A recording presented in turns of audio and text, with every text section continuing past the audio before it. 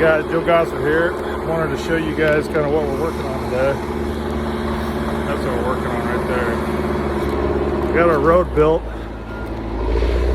and we're starting to do some logging. We got most of the trees, let's say about half the trees on the ground. We got a bunch of it kind of decked up there. So that's looking good. We got our logger.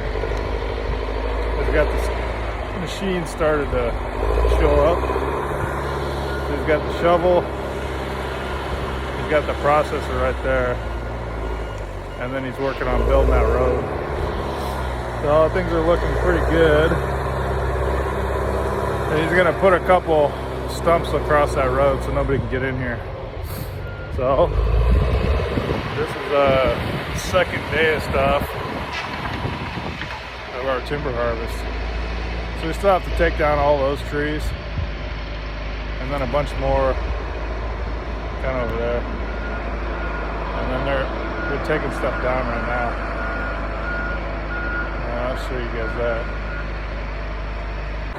There you go.